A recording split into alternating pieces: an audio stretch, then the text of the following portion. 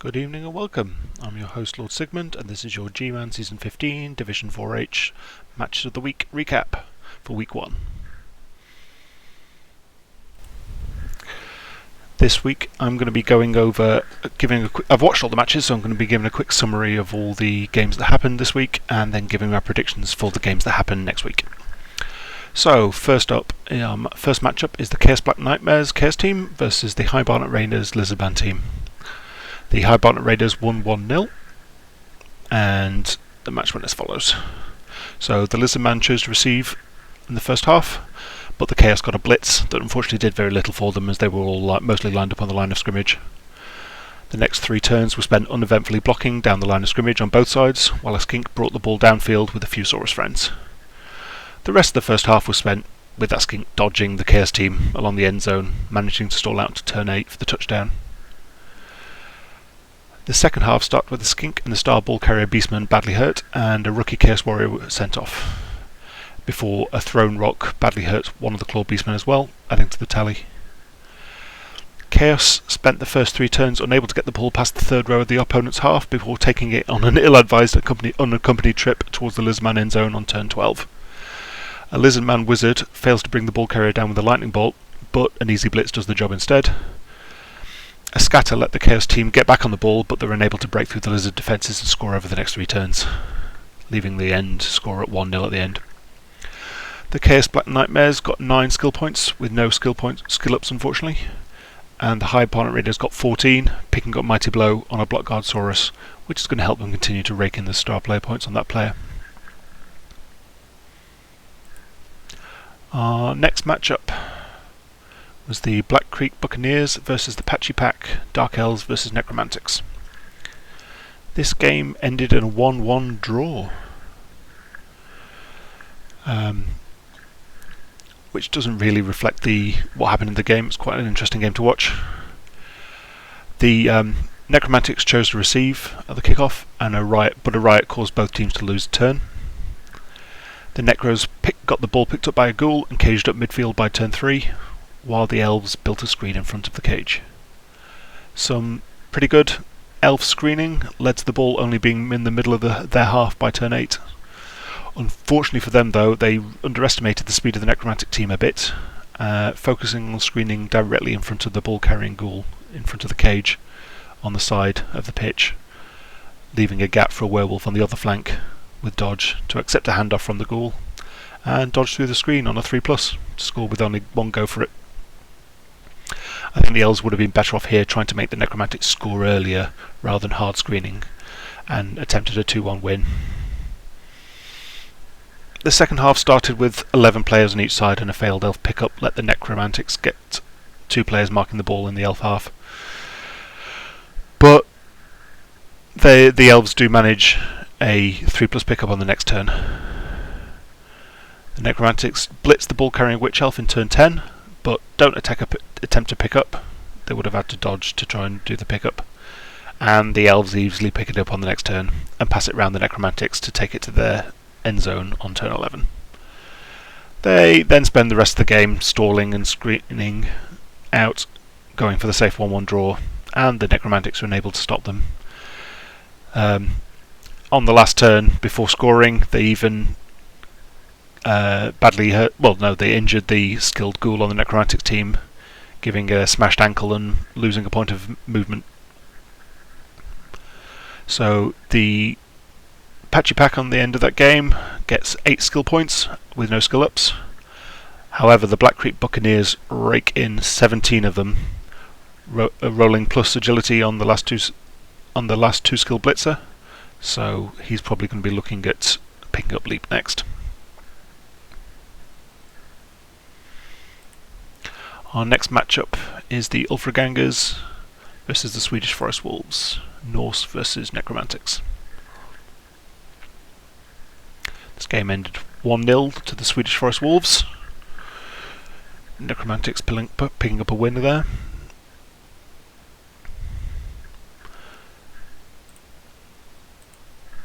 So the Norse chose to receive, but the Necros got a perfect defence roll on the kickoff.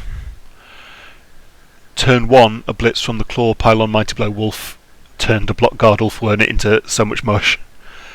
But thankfully the Apothecary saved it to only miss the next game. Some uneventful blocking and a foul taking the Yeti off the pitch. Badly hurt, takes up the next couple of turns before a ball carrying Ulfwerner runs down the flank on turn 4 while everyone else is still fighting around the line of scrimmage. The Necromantics attempt to reposition for defence but are unable to get onto the ball carrier before it runs into the backfield on turn 5. The Norse did leave it unprotected though, and it gets blitz in the next turn. And in the same turn the Necromantics also kill the block guard Norse lineman and raise it to their side, so he's going to be fighting the other teams. Nothing else happens in the first half with the Norse offensive defeated, but the Necromantics are unable to get the ball anywhere near the Norse end zone. It's stuck in their half. I did notice at the end though that the Norse team had left their runner standing in the middle of the backfield the entire first half. They'd obviously forgotten about it with the camera further up the pitch, so a bit of a reminder to keep your camera zoomed out sometimes so you can see what players you've got around. Second half sees the Norse down to 9 men against a full 11 from the Necromantic side. The Necros spend the next few turns surrounding the Norse and slowly picking them off, while protecting a ball-carrying ghoul. A berserker is badly hurt, and another berserker and a lineman are knocked out. The Norse get a blitz on the ball carrier, but it bounces onto the adjacent wight, who manages to take it towards the end zone on the next turn, and the Necros getting yet another casualty with a badly hurt runner. In turn 14, the Norse sack that wight,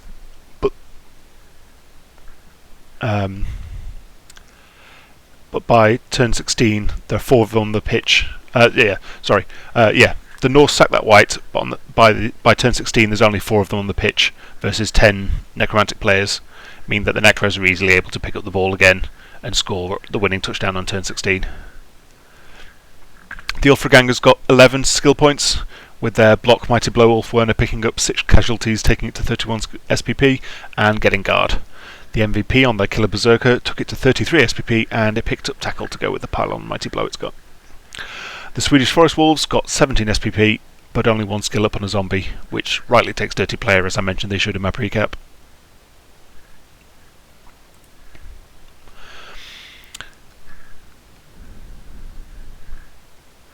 The next matchup is the Emperor's Chosen Human Team versus the Apocalypse of Death Chaos Team.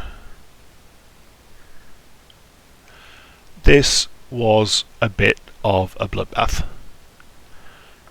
I noted in my precap that this Chaos team has been piling on, if I just look at the teams, has been piling on the Mighty Blow and the Claw. They're going full stack killer on every player, including taking Mighty Blow and Claw before blocks. So you've got Mighty Blow everywhere and a lot of claws. So yeah, this game turned out to be an absolute bloodbath.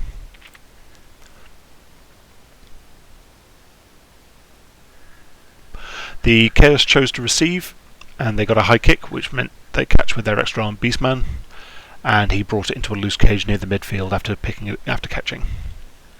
But a failed blitz by the Minotaur turns over the first Chaos turn, which the humans respond in kind with trying to foul it and getting sent off for the trouble. The first few turns the humans keep breaking through the Chaos lines to successfully blitz the ball carrier, and on turn 3 they're able to pick it up after blitzing it. Turns 4 and 5 turn into a bit of a mire in the middle of the Chaos half, a big scrimmage of Chaos and human players fighting over the ball. But on turn 5 the Chaos team managed to get a Beastman with the ball out of the pit and bring it into the human half. Over the course of the remaining 3 turns of that half, they badly hurt 1 human lineman, kill a block tackle lineman, and knock out 3 other human players, including the ogre. This leaves them an easy job of walking that ball carrier down for a turn 8 touchdown. The second half starts with an untouched Chaos team facing down 10 human players, as their bench steps off the pitch to replace the 1 dead, 1 injured, and 1 sent off human player. The ogre steadfastly remains knocked out. A screen push down the left-hand flank on turn 10 leaves the humans positioned to score on turn 11 with 2 go for it's from the MA8 thrower into the end zone. Unfortunately, this leaves the Chaos team 6 turns to score the winning touchdown, and the Ogre still remains asleep. And the Chaos team do exactly that, picking up 6 more casualties along the way, and scoring on turn 15 with 3 humans left on the pitch. At which time the Ogre just finally decides to wake up, rubbing salt into the wound, and evens it out a bit by getting a casualty before the game ends. The Emperor's Chosen got 10 skill points with no skill ups, but lost a point of movement from their Star Catcher to a smashed ankle injury. The Apocalypse of Death haul in a stomping great 31 skill points and 5 skill ups. The Minotaur gets Juggernaut, a Mighty Blow Claw Warrior gets Block, a Mighty Blow Warrior gets Claw, a Rookie Warrior gets Mighty Blow, sensing a theme here, and the extra arm block Ball Carrier Beastman gets Sure Hands, which is going to make his job a lot easier.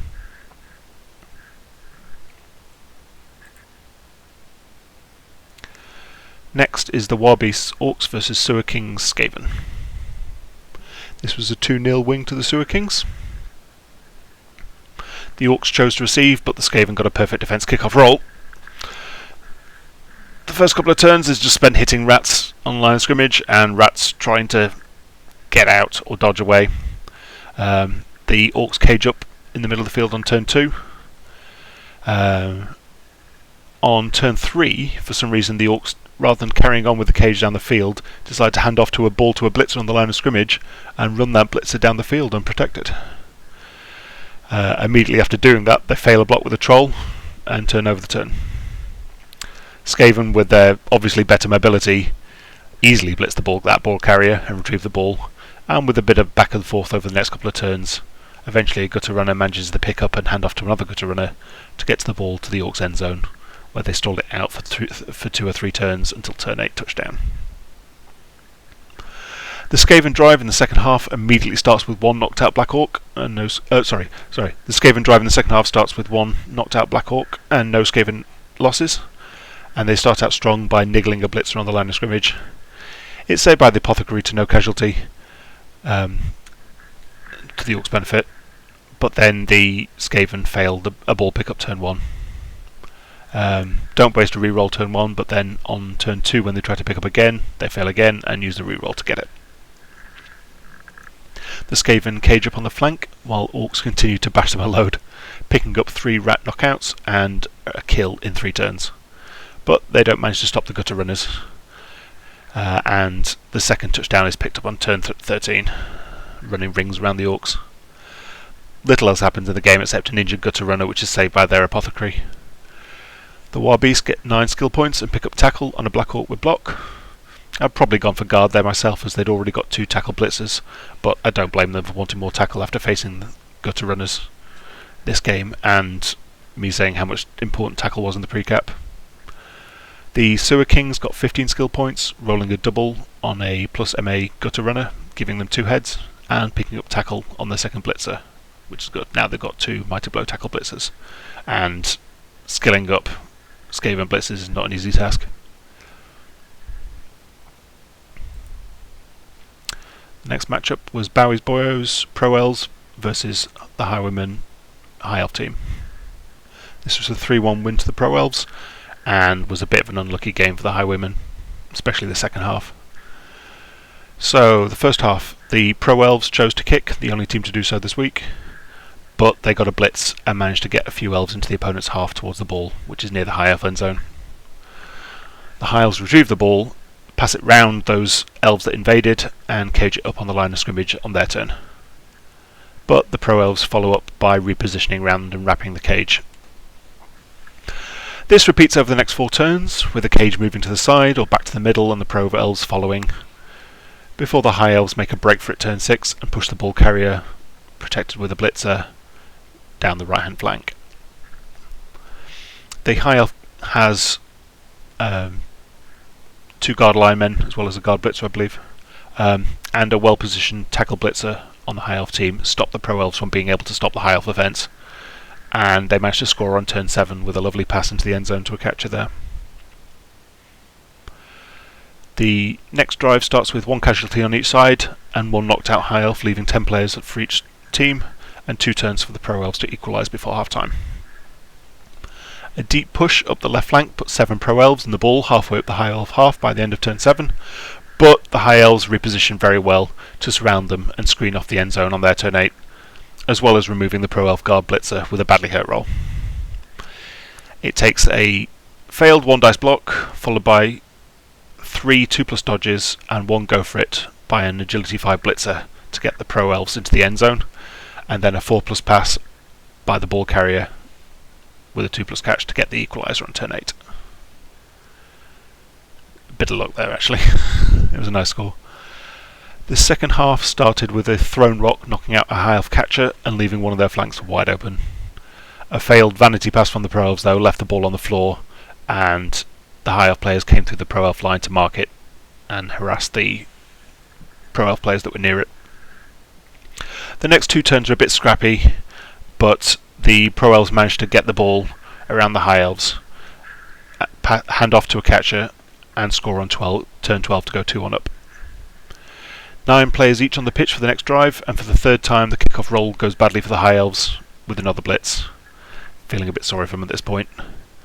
That followed by a health blitzer rolling snake eyes on a dodge for the first action in a turn, and badly hurting himself in the process, allowed the Pro Elves to go 3-1 up on turn 13. The High Elves were unable to come back from that, unfortunately, and only managed to get halfway through the Pro Elf half over the next 4 turns before the end of the game. The Highwaymen got 16 skill points, and Bowie's Boys got 18 skill points, but neither team see any skill ups, as their SPPs are widely distributed. But thankfully, neither team got any permanent injuries, just 3 badly hurts for both sides. And finally, we've got the Jurassic Sparks Lizardman team versus Agori's Warriors Orc team. The Orcs chose to receive, and the first thing they do is badly hurt the Croxiger with a block from the Troll. Turn 2 sees them cage up on the ball in the middle of their half, and push some Orcs down the left flank of the Lizardman half. Unfortunately, the Lizardman mobility means they can wrap around the Orcs' forward push, and aided by a fireball which clips one corner of the cage, they wrap around the back as well with a couple of Saurus and blitz the ball carrier. The star ball carrier Skink gets the ball in turn 3, but is marked up by the Orcs on their turn 3 and fails a dodge away from the marking Orc blitzer in turn 4. Missing himself. He gets injured, miss next game. However, another Skink gets there on turn 5 and scores with the aid of 2 go-for-its. Meanwhile, the rest of the teams have been beating the crap out of each other, and the second drive starts with 2 badly hurt Orcs, including their sure hands thrower, a knocked out Orc, a badly hurt Croxiger, a missing next game Skink, a sent off Skink, and a knocked out Saurus, leaving 9 Orcs and 8 Lizardmen on the pitch on turn 6. The Orcs don't manage to get the ball out of their half before half time though, and the knockout rolls wake up for the second half. On the second half kickoff, the Orcs get a perfect defence. The second half was a little perplexing to me. I would have liked to see the Lizardmen try harder to score. They're ahead 1-0, and they managed to get a Skink with the ball near the Orc end zone with no threats nearby by turn 12. But instead of scoring and then trying to score again, they stall out the rest of the half, while the rest of the teams continued to punch each other. By turn 16, the Orcs have suffered 5 casualties and 1 knockout, and the Lizardmen 3 casualties, 1 knockout and 1 sent off. Instead of scoring with the ball carrier Skink though, they do all of their blocks for the turn, and then attempt to hand off to their 15 out of 16 skill point Saurus for another touchdown. They've got 2 rerolls left, but fail it even with a reroll. They have 1 reroll left unused at the end of the game. Personally, if you were trying to score on that Saurus, I would have got him to try the handoff earlier than turn 16, since you've got 2 rerolls. But that meant the game ended 1-0 when it could have been easily 2-0 or even 3-0 if they managed to score earlier. I think that would have been better for the team development in the long run, but it must be tempting with that 15 out of 16 skill point Saurus to try and get it to level up. The Agori's Warriors end the game with 9 skill points, and a cheeky completion on the Goblin netted its sidestep. The Jurassic Sparks got 18 skill points, but only managed to get block on a rookie Saurus. So, next week's matchups. We've got, firstly, the Jurassic Sparks versus High Barnet Raiders, Lizardmen versus Lizardmen. I think the High Barnet Raiders are going to get this. I think they're the stronger lizard team and have tackle on some of their Saurus. And the Jurassic Spark Star Skink is missing next game. Next we have Ugori's Warriors versus Bowers Boyos. Now, me and Ugori's Warriors have a bit of history, but I've beaten them in both our previous matchups, so I'm going to hope I continue our winning record against them. And they have a Black Orc missing for the next game, so I think my Nemesis is going to continue to be defeated. Next is the Highwaymen versus Warbeast, High Elves versus Orcs. I think the Highwaymen win on this one. Both teams had a bit of bad luck this week. The High Elves faring a bit worse in that regard, I think. Their higher team value and an absent Orc Blitzer will probably do them well, but I think they'll have to watch out for the 360,000 inducements that the Orcs will be bringing to the match. Next we have the Sewer Kings versus the Emperor's Chosen, Skaven versus Humans. I think the Sewer Kings are going to win this one. The Rats got some good skill ups this week, and the Humans lost their star catcher for this game. And those fast gutter runners, the MA10 gutter runners, I think they're going to be an absolute pain for the Humans to deal with, especially since their block tackle lineman was killed this week as well. Next we have the Apocalypse of Death versus Ulfragangers. Now this is a tough one for me, because I said in my pre-cap that I thought the lack of block on the Apocalypse of Death team would not do them very well against the Norse team, but then I saw them turn a human team into fine paste this week. So I'm a bit scared for the Norse, if I'm completely honest. I think it's going to be a bit of a toss-up, but I'm going to have to put my money on the Norse team just because that's where I put my money in the pre-cap, and I don't want to be a hypocrite, even if I'm going to be wrong. Next is the Swedish Forest Wolves Necromantics versus the Black Creek Buccaneers Dark Elf team. I think the Black Creek Buccaneers have got this one. They pulled off a draw versus the stronger Necromantic team this last week, and I think they can get the win here, but they're going to have to respect the speed and repositioning ability that the Necro team has. And lastly, the Patchy Pack Necromantics versus Chaos Black Nightmares Chaos team. I think the Patchy Pack have got this one. I guess them as to be the strongest team from the pre-cap, and I think they've got the edge over the Chaos team here. So yeah, that's all the matchups for this week. Let me know what you think, and I will see you next week.